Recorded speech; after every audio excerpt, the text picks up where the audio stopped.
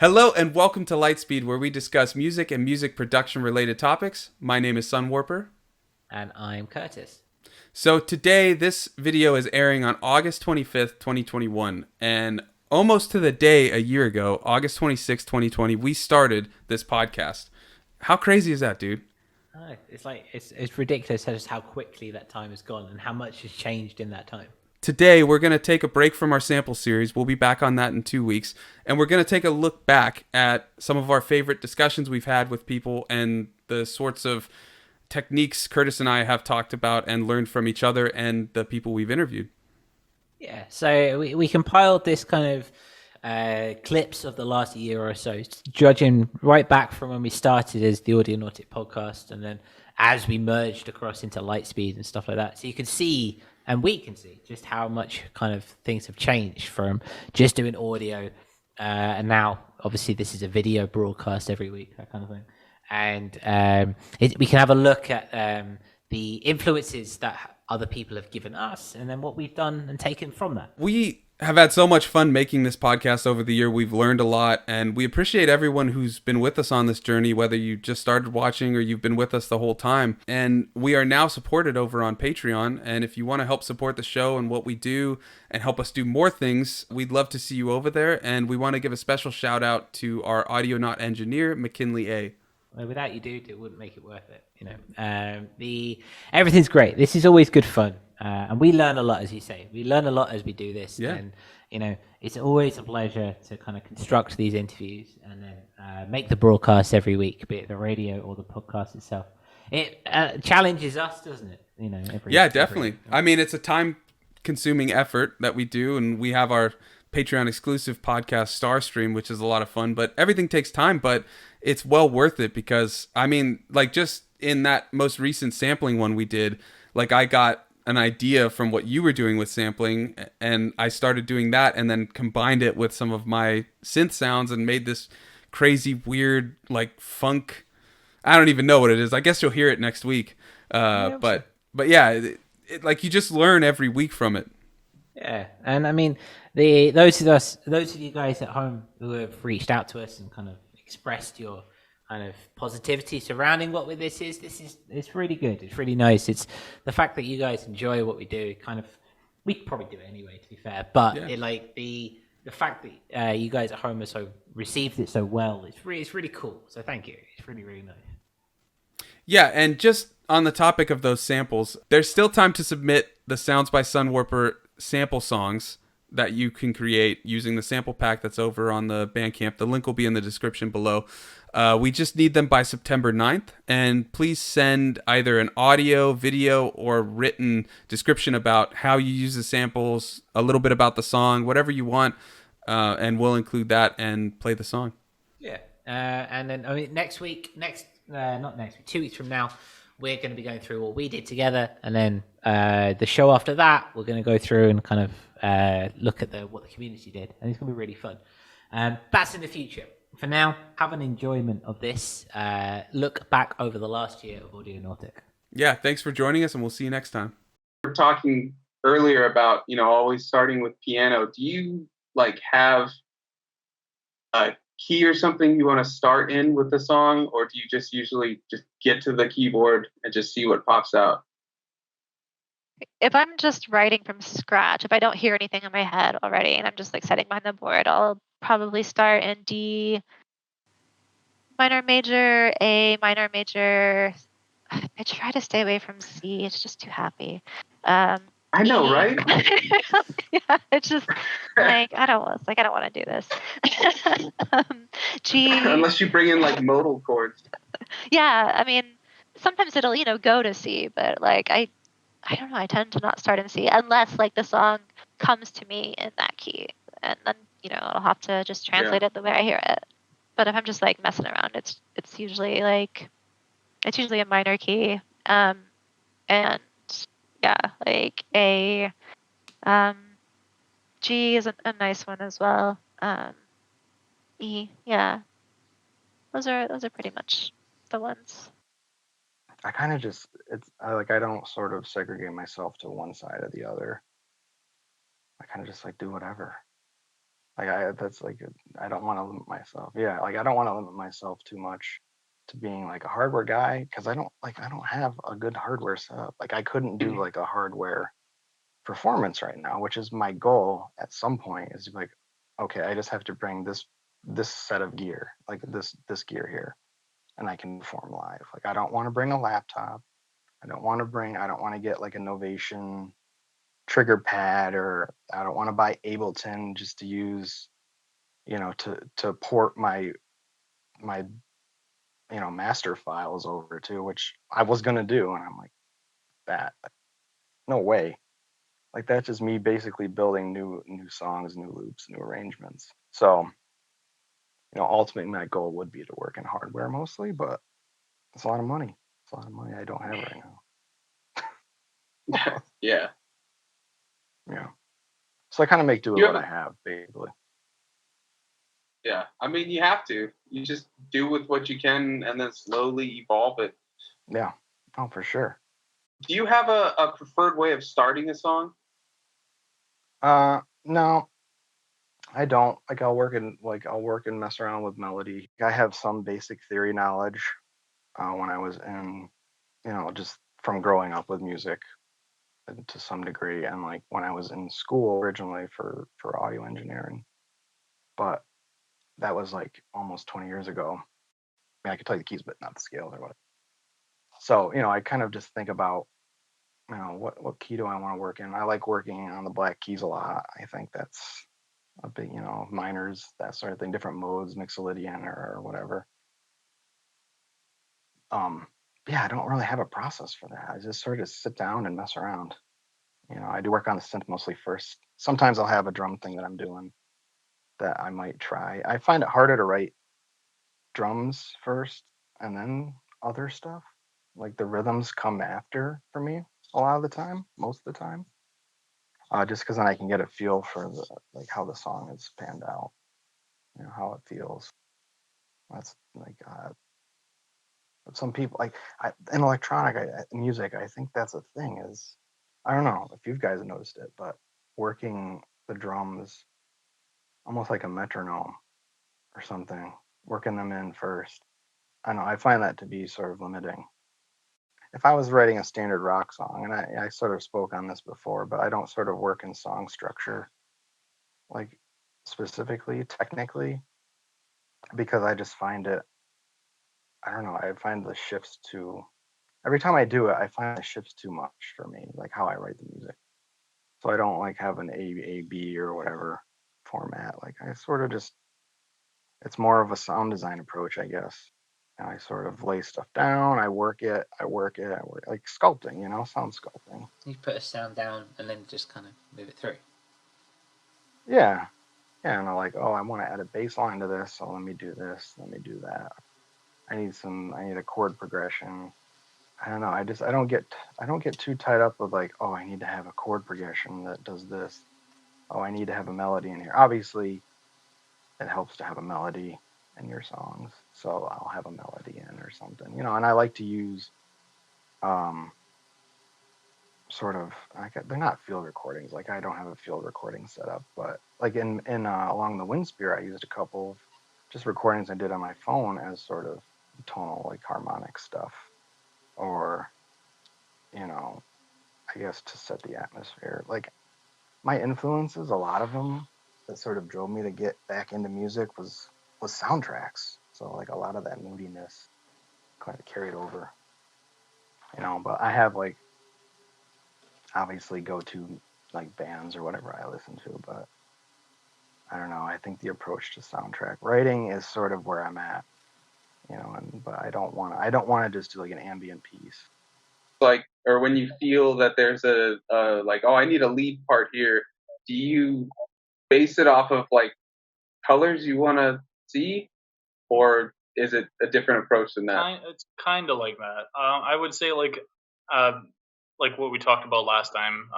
Pretty much like I'll sit down, right, and I'll start making something. I'll just kind of like grab a random synth and I'll start flipping through presets, and then I'll hear like a sound that I kind of like, and then I'll start molding it and shaping it and changing it till I like it.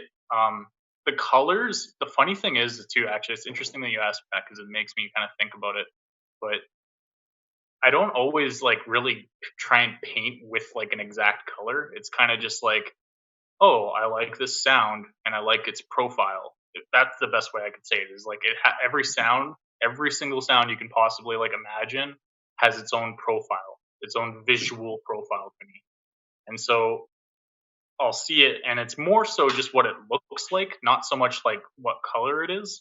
But I will say that I do really like certain colors. Like if I get a color randomly, it's kind of almost by random, really, which I love. That's one of the things I think that a lot of people don't do with music is spontaneously make it. That's kind of what I do.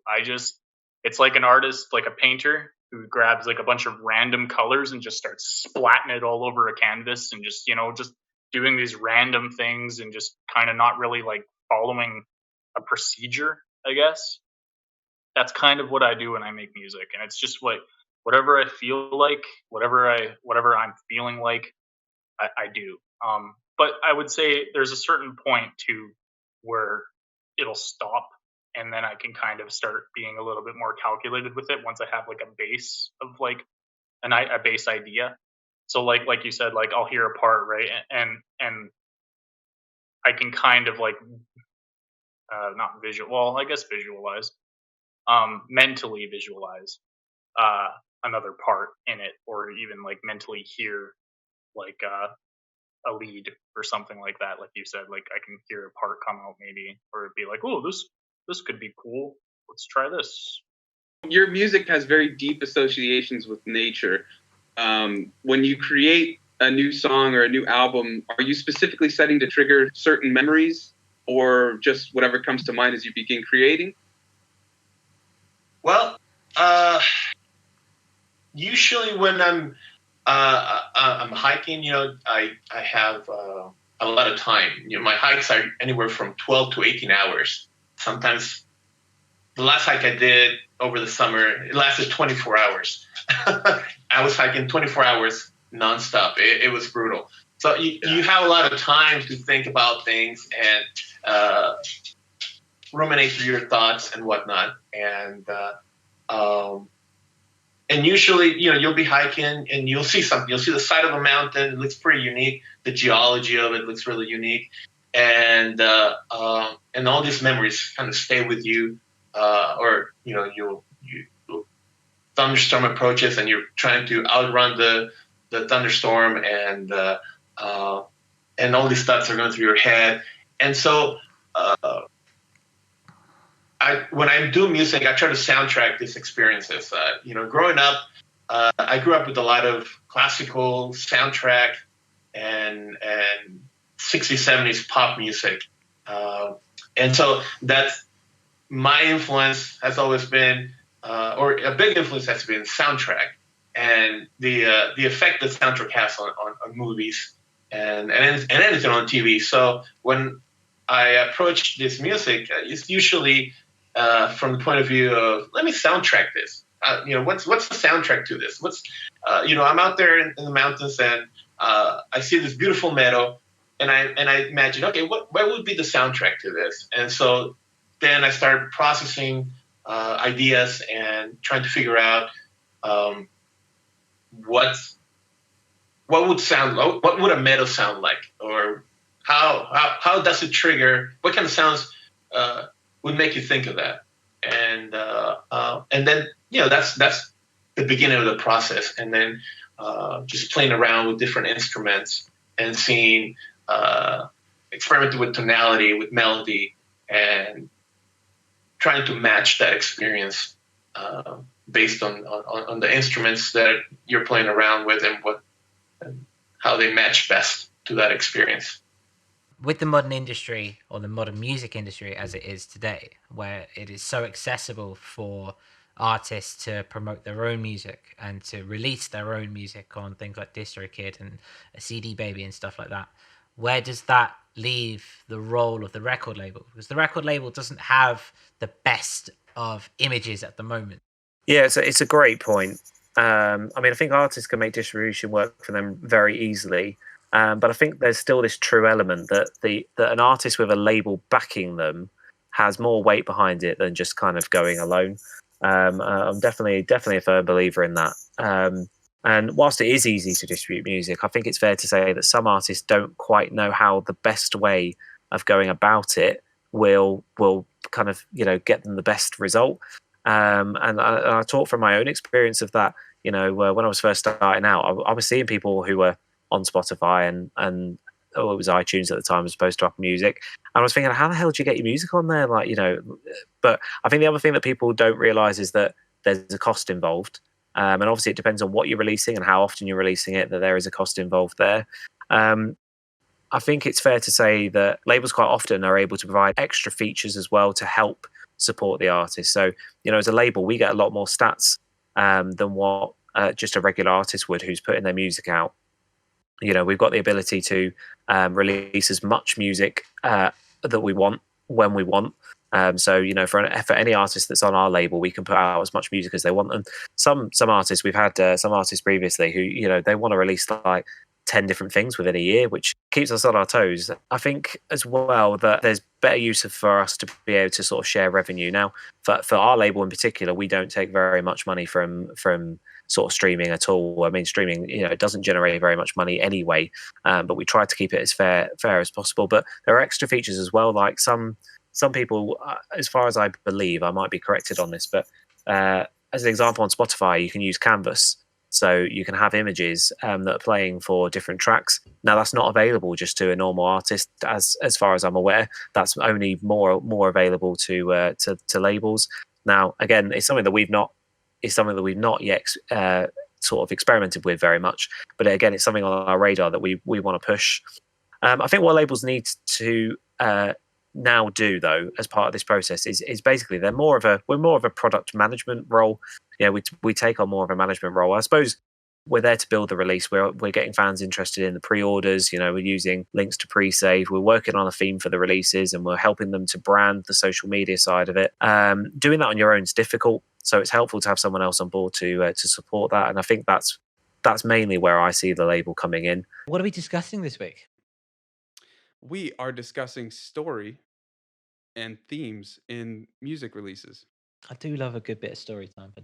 Oh, I know you do. And that's actually part of why I wanted to talk about this is I feel like you and I are on different ends in how we present story.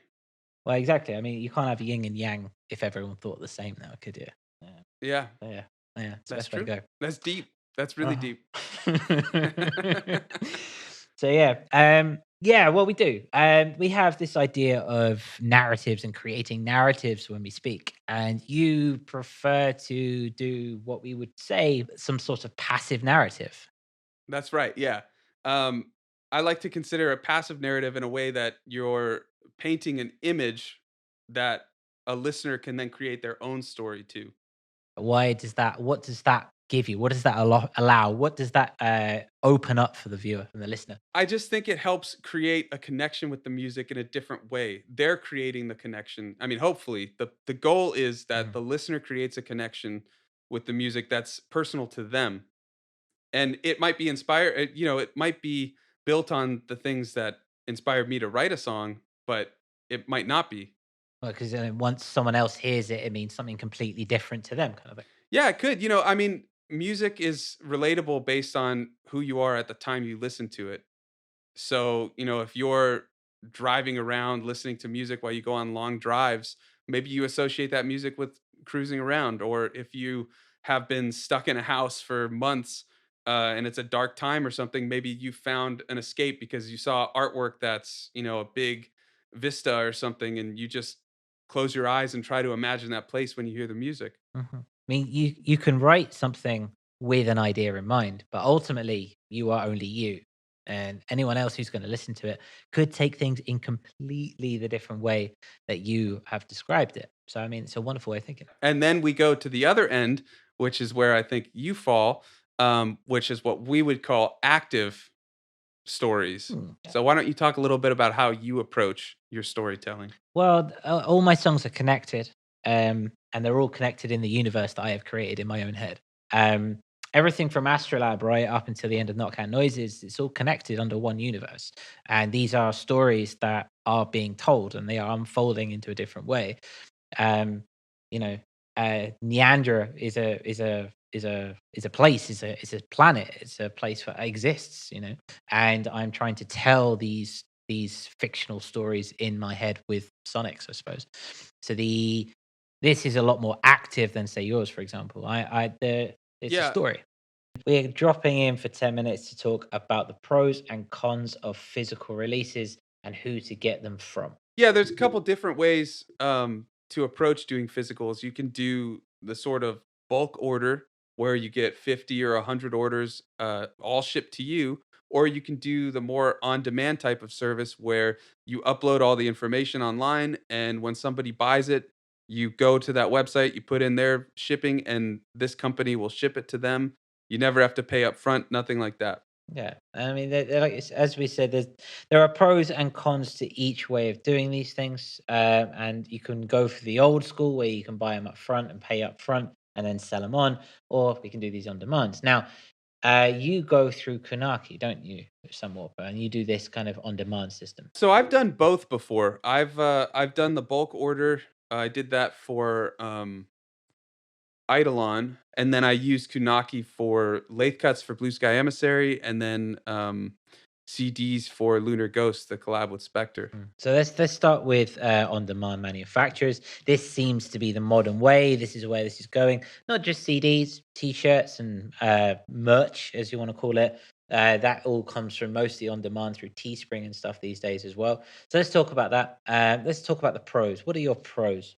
It's really convenient because there's no upfront costs. So you don't have to shell out a large sum of money that you don't know if you're going to recoup with sales for CDs. So you don't end up with, 20, 50, 100 CDs sitting in your house just taking up space. The other really nice thing is that you don't have to deal with the shipping usually.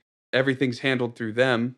But that also comes with some issues because you don't know what's being shipped to someone. You don't know the quality control. Yeah, you can get a sample sent to you or order one yourself, but it could change every shipment, or there could be issues when they manufacture it and you don't know. Yeah, I mean, it's the perfect business. Yeah, it's just a great entry point. If you don't know if you can recoup costs and you don't know if you can make up what you're putting out, you don't have to put anything out. You can have it and you can offer it and you can get a couple and ship them yourself.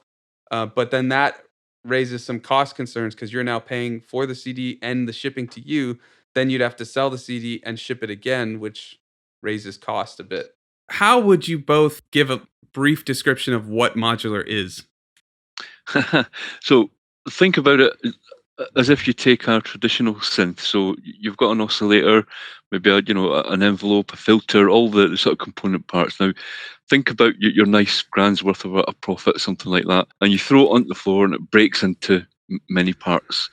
Right, that's what essentially modular is. It's taken all the little parts and it's separated them out. Now you have the fun of putting them back together, but you get to put it back together how you want it and how you want to route it. So the sort of flexibility and the possibilities with all these endless different types of modules and the ways that you can modulate things, pass them through filters, sequence, it's incredible. That's it in a nutshell, I think. Howard, would you have anything to add to it? That's absolutely it. It's like synthesis components broken up, but they don't have that hardwired starting point. You get to connect them however you like. It lets you do some slightly different things like audio rate manipulation, where you plug an actual sound into a control and it manipulates it so fast you can get some very strange things going on. But also it lets you, if you do have any semi-modular gear, you can hot rod your synth, so you can add bits to kit that you already have as well, if it is semi-modular and has patch points in it. So it can let you customize things a little bit. But also modular's grown a little bit beyond the classic East Coast and West Coast synthesis methods. There's a lot of crazy, wild units out there that are a little bit something on their own. They're a bit different. So it's nice to be able to dip your toe into some of those techniques. You know, there's a lot of digital modules, there are a lot of analog modules, and mixing it all up in a case and plugging it into stuff that you've already got can give you the best of both worlds and can give you some great happy accidents. I do want to get a couple of tips for getting into modular from the perspective of someone just looking into it that has no idea. Would you guys care to share? I'd very much recommend the book Patch and Tweak. Fantastic Bible of modular. It's not cheap, unfortunately, so search to see how cheap you can get it. But well, neither's modular, right? No, exactly. So it's a primer for it. It could definitely save you money, I think. Find the resources, like Modular Grid helps you. If you sign up for an account there, you can plan your case. You can stick virtual modules in, see what fits, and so on. Join Facebook groups for secondhand, because there's a really healthy secondhand market in modular. Things retain their value pretty well. So Reverb, eBay, Facebook groups, and so on. Learn where you can get stuff cheap. It can save you a lot of money, definitely. It does help if you already understand synthesis, if you're going to be taking building blocks of it and cabling them together. So I mean, it doesn't hurt to watch a few videos about how sounds are made in the traditional East Coast and West Coast, oscillators and envelopes, or wavefolding and all sorts of craziness on the East Coast stuff. Yeah, and maybe plan for your rig to get bigger, because they always seem to. Good point. And Stephen, what about you? Yeah, along the same lines, I think YouTube, I've learned a lot from people like Robin Vincent, DivKid, Mylar Melodies, and these guys all do really good features on certain modules, and that way you get an idea if you like the sounds that are coming out of these things, and they explain how they're making the sort of noises. Howard makes a really good point, the second-hand market for cost. There's also DIY as well, if you can solder. That's a good route to go down. There's also a whole range of people out there making clones of a lot of the big modules, like the mutable instrument ones. I've been talking to Neil at Monolith Modular, who's been very kind, and he does some really good stuff as well. So that way you kind of keep the cost down. But last of all, you can never have too many VCAs. You always need one more. So yeah, if you think about how many you need, just add another one on. This is the true beauty of collaboration, is that you can get perspectives you wouldn't normally get. Well, yeah, that kind of boils it down to it, really. And like we say, we push this idea of gaining the numbers, and this we talked about number chasing and achievement hunting until we're blue in the face.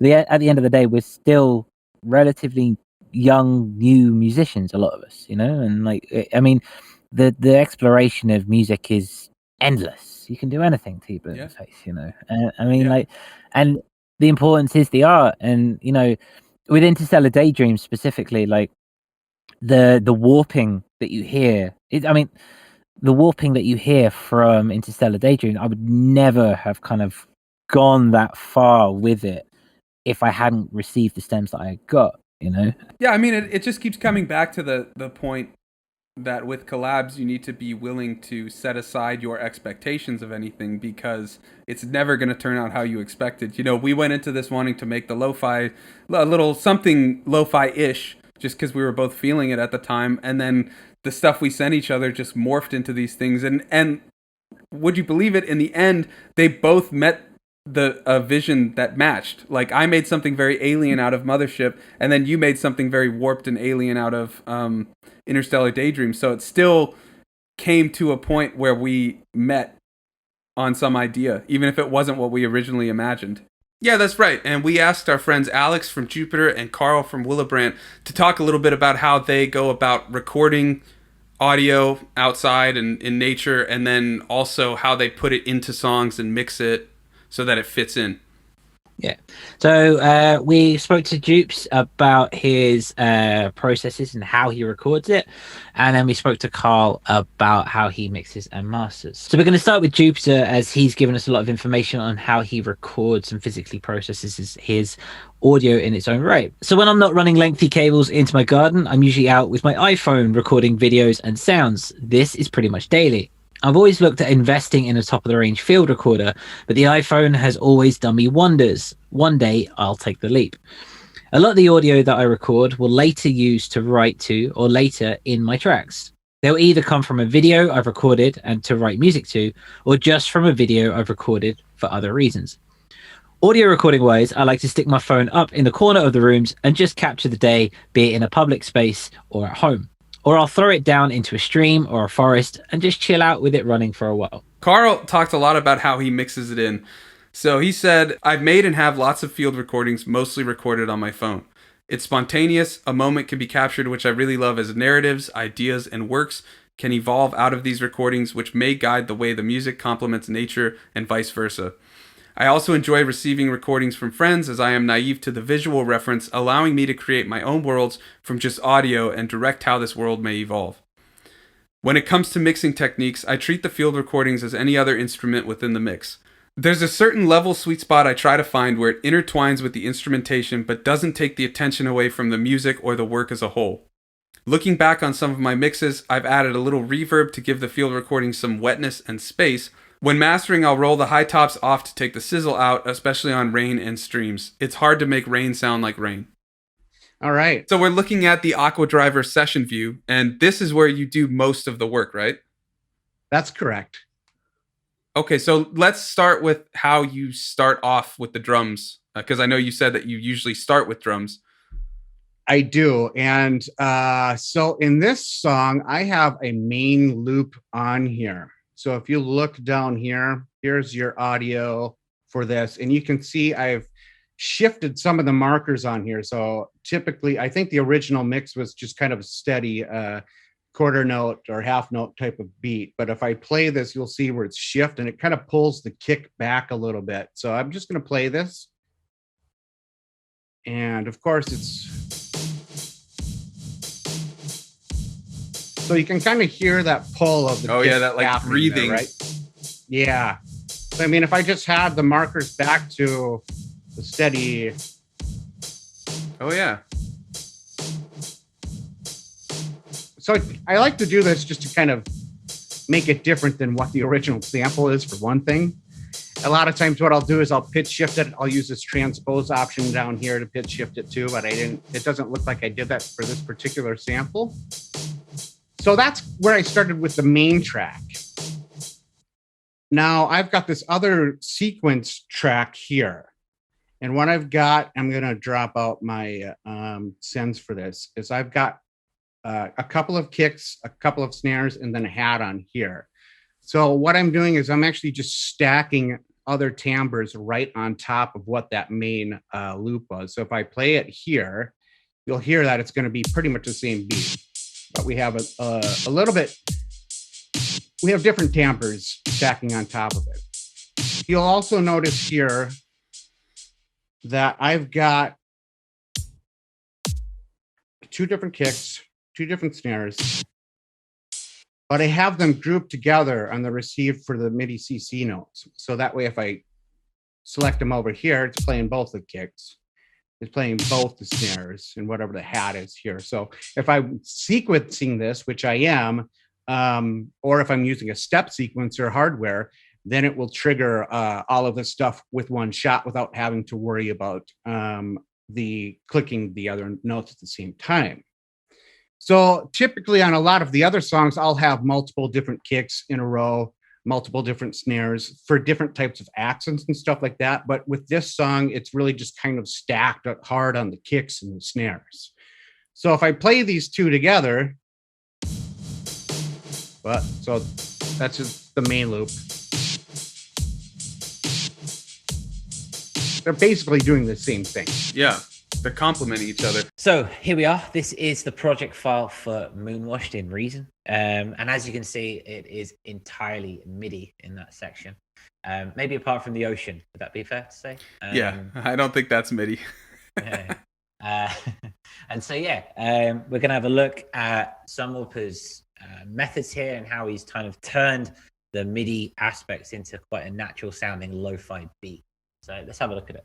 Yeah, so the first thing I do in any song is, at least for the focal point, I like to take it off the grid. So like here's, just for context, here's the main piano part with like once the drums come in.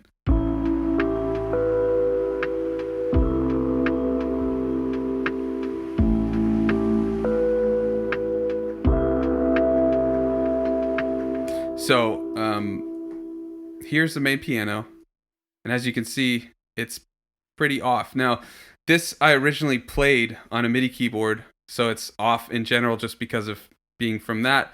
But if you're using a mouse and key, you know, you can just put in a note, like let's say that, and if you do it off snap or whatever the term is on your DAW, you know, you can just zoom in and just move it around a little bit. So I like to do that with like the main part of a song, and then I always do it on any type of song, even like electronic songs and stuff. It's always on the drums as well.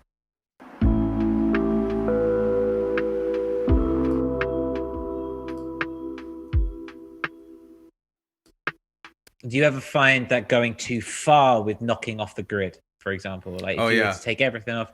I mean, what's your balance point? Well, it definitely depends on the context of the song, like what type of vibe you're going for. I mean, if you're trying to do like a strict electronic song or something, you may not want to do that much. I would still recommend putting it in the drums because it gives that little human feel to it, because no person ever performs perfectly. And putting that little bit of variation in it and just nudging it off the grid gives it a little bit of that human aspect, which usually just, even if you don't notice it, it's like subconsciously it does sound a little better, at least in my opinion. Okay. But like if you're going for something that you want to have that more human vibe and everything to sound a little bit more performed, I would recommend definitely trying to do everything a little bit off the grid and just not perfect. Humanize it. Yeah, that's it. And just back to the point is like it really just depends on the context of the song. How you doing, man? I'm good. It's been a little difficult week creatively. Just everything I tried to do just didn't click. You ever have one of those where just like you just get behind the keyboard or the guitar and it just doesn't work? Yeah, I know. I get those. And like you just there are, you know, sometimes you just have to kind of take those situations as they are, kind of say, okay, today is not my day. Today I have not been the next Mozart, you know, and you kind of got to run through that in its own right. But yeah, I know what you mean. And I mean, I think the feeling of beating yourself up about it, I think that makes it even worse. Yeah, it does. It like doubles down. So to combat that, I took a cue from Josh, Shady Ridge, and I tried using a different instrument. Instead of playing piano or guitar, I played my bass. And I took some drum samples that I had and like chopped them up, kind of like what Hydro Fighter does. I guess it was just a Shady Ridge kind of inspiration. I put that there and like something finally clicked enough to where I was like, I'm actually proud of this thing I made. So I felt good. That's what you need. Again, inspiration from your friends and your buddies, you know, that always helps as well. Like offloading. I mean, not to be an agony aunt or an agony uncle, but kind of just like chatting to the community. It really helps kind of like feed that catharsis of kind of trying to find a solution to the issue. And I think it really works. You know? Yeah, definitely.